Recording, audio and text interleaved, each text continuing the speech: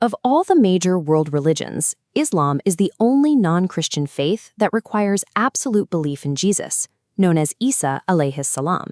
He is mentioned 25 times throughout the Quran, and his reverence is required for every Muslim. But the Islamic account introduces a theological pivot. According to the Quran, he was never crucified. The Quran states that Roman and Jewish authorities were made to think they had executed him. This is known as shubiha lahum, or the substitution theory. At the arrest, they unknowingly captured and killed a lookalike, while the true prophet was shielded. While the substitute was placed on the cross, Allah performed Raf'a.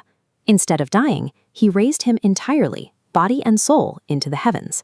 This makes Isa a unique figure in Islam, a mortal prophet whose earthly life was placed on a divine pause. He remains in the heavens, waiting to return and complete his human journey. To understand this protection, we have to look at how his life began. He was born to Maryam without a human father, created by the direct divine command, kun, or be. Because of this, he is known as Kalimatullah, the word of Allah. Critics often point to this birth as proof of divinity, but the Quran compares his creation to that of Adam. Adam was created with neither a mother nor a father. In the Islamic view, a miraculous beginning doesn't make a prophet a god. It simply demonstrates the scale of the Creator's power. That power was evident from his infancy. When Maryam faced accusations from her community, the newborn spoke from the cradle to defend her, identifying himself as a servant of God and a prophet. As his mission grew, so did the signs. He cured the blind, healed the leper, and in one instance molded a bird from clay. When he breathes into it, the clay becomes a living creature that takes flight. But the Quran surrounds every one of these acts with a specific condition. Bi-iznillah, by Allah's permission. Isa had no independent power of his own.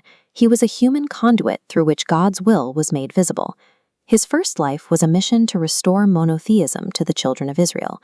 When the rejection of his message turned into a plot for his execution, Allah intervened, saving him not just from death, but for a specific role at the end of time. That role unfolds during the Islamic end times. Humanity will face the Masih ad-Dajjal, a false messiah who will use incredible deceptions to claim divinity and lead millions astray. At the height of this crisis, the second coming begins. Isa will descend from the heavens at dawn, supported by the wings of angels, landing at a white minaret in Damascus. He will lead the believers in a pursuit that ends near present-day Tel Aviv, cornering the Dajjal at the gate of Lod. There is no physical struggle.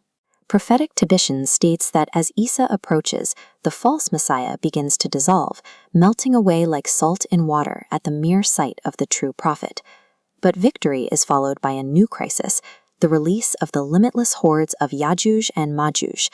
They are so numerous that their first ranks will drink the entire Sea of Galilee dry before their rear guards even reach its banks. Isa will lead the believers to the sanctuary of Mount Tur. There, he prays for divine intervention, arriving as a plague that wipes out the entire horde in a single night, leaving the world washed clean by the rain.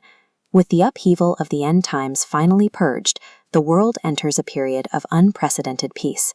For 40 years, wealth becomes so common that no one accepts charity, and all hostility vanishes from the hearts of men. Isa will rule with justice, performing the symbolic act of breaking the cross. By doing so, he confirms that he was never killed on one, setting the record straight for all of humanity. He will then travel to Mecca to perform the Hajj, walking among the pilgrims as a man completing his religious duties. He will also marry and raise a family, fulfilling the human nature and prophetic traditions he was unable to complete during his first life. Eventually, his time will come to an end. As a mortal man, Isa will experience a natural death, and the believers will perform his funeral prayer according to the law he helped restore.